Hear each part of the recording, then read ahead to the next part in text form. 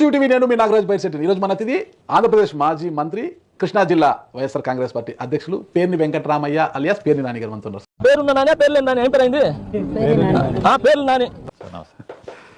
ఎలా ఉన్నారు sir? Fine. ఇప్పుడు అలాగే ఉంటుందా? పార్టీ ఎందుకు ఈ పరిస్థితి వచ్చింది? 11 స్థానాలకు ఎందుకు పరిమితం అయిపోయింది? ప్రజలకు మంచి చేశాం కాబట్టి. క్షౌరమైనాక వివరం తెలిసిందని ఆయనకి తత్వం బోధపడినట్టుంది. నాకు అర్థం కాలేదు సార్. క్షౌరమైనాక వివరం తెలిసిందని ఆయనకి తత్వం బోధపడినట్టుంది.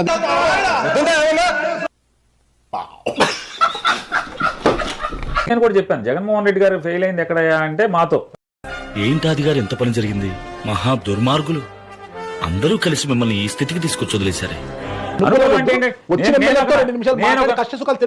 మాట్లాడలేదని ఎవరన్నారు? రాజా అన్నాడా? ఎమ్మెల్యే సీఎం గారు నాతో మాట్లాడలేదు.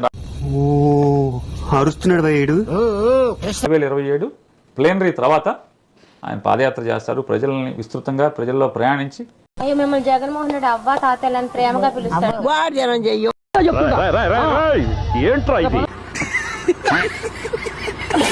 ఈ 5 ఏళ్లలో ఈ సమాజంలో మార్పులు ఏమొచ్చినాయి? అన్ని భోగవేషాలు చేశాడు, అట్ట రాజ్యం అంతా అట్ట నాశనం చేశాడు. ఇప్పుడు తలుచుకుంటే తమాషాగా ఉంది. నేనున్నానే పెద్ద ఎర్రుండి. ప్రతిదీ తేల్చుకుంటారు. ఎందుకంటే రాబోయే ప్రభుత్వంలో మనం ప్రజలకు ఏం చేయాలి? ఈ ఏడుగో వాడే వస్తే మనం కూడా బతికేవాళ్ళం కాదు. Intelligent fellow. ప్రజల ఆలోచన సరళిలో మార్పు ఏమొచ్చింది, పరిష్కారాలు ఏంటనేది కళ్ళతో చూడటానికి, తను అనుభవించటాకంటే చూడటానికి కోసం ఆయన వెళ్తాడు ప్రజల మధ్య. నాకు ఓటేయమ్మ అవ్వ ఈసారి బాగా చేస్తానని మీ దగ్గరకు వస్తే ఏం చేస్తారు? చెప్పు తీసుకు కొడతా నేనైతే.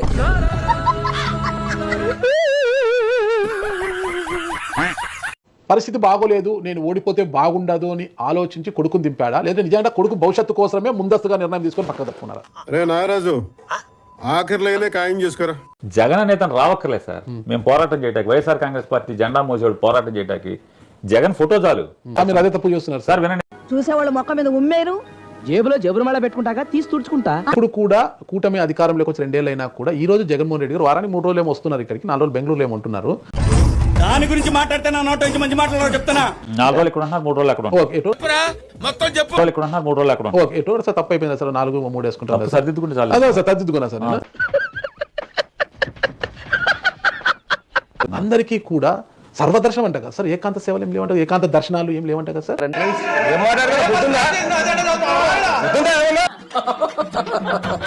అని చెప్పినాడు ఎవడన్నా ఉంటే.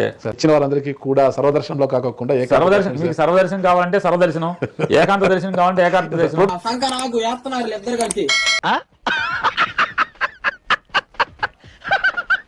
ప్రోటోకాల్ సార్, ప్రోటోకాల్ కూడా ఉందా? ప్రోటోకాల్ ఏమి ఉండదు. ప్రోటోకాల్ ఏం లేదు. ఏకాంతం ప్రోటోకాల్ అంతా ఒకటి.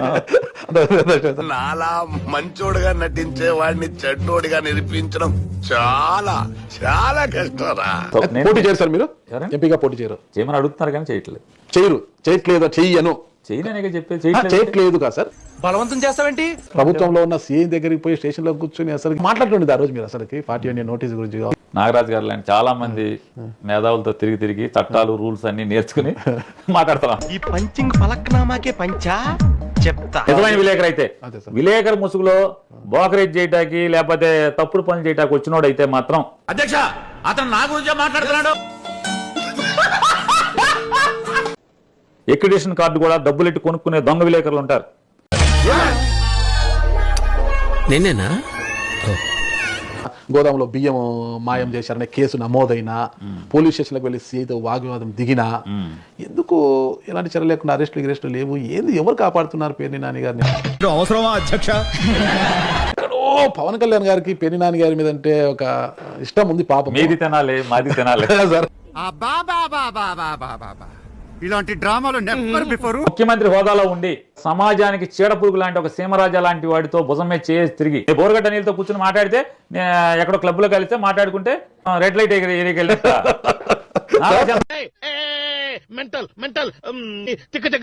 బుర్రగడ్డ నీళ్ళ మీదకి వచ్చిందే దయ్యాలను వెంటేసుకొని వచ్చు కదా. వాయినం పెడితే మళ్ళీ వాయినం ఇవ్వాలి కదా, అంతే సార్. అంతే, అంతకుమించి వేరే ఏం లేదు. ఇస్తున్నామా వాయనం, పుచ్చుకుంటున్నామా మాటలు, అతను మాటలు జారుతున్నాడు కాబట్టి మనం కూడా పరుషంగా మాట్లాడుతున్నాం అంతే. ఏంట్రా ముచ్చట్లు చెప్తున్నావు? నీ నాలిక పీకి నర్వ్ ఇంజెక్షన్ చేయాలరా, నీకు బాగా బలిసింది. గతంలో లోకేష్ గారు రెడ్ బుక్ రాస్తున్నాను అంటే అంతా కామెడీ చేశారు కదా సార్. ఏముంటుందా రెడ్ బుక్ ఏముండదు ఇదని. ఇప్పుడు చూస్తే రెడ్ బుక్ రాజ్యాంగం అనేసి విమర్శిస్తున్నారు. ఏంటి సార్ గతానికి ఇప్పటికి తేడా ఏంటి? Double comedy. కట్ట మీద కూర్చుని కోతలు కూసే దాంట్లో ఏముండదు కానీ నీళ్ళలో దిగితే తెలుస్తుంది అబ్బా లోతు. మీరు ఇంకా కామెడీ చేస్తారు సార్ మీరు. నిజమే, డబల్ కామెడీ అండి. ఆ రెడ్ బుక్ రాజ్యాంగం మీ వరకు రాకుండా చూసుకోండి. వేసేసాడు, బాగా వేసేసాడు. చూద్దాంలే. చూడటం కాదండి, మీరు చెయ్యాలంతే. సరే మీరు ట్రై చేస్తారన్నారంటే అది ఓకే అయిపోయినట్టు.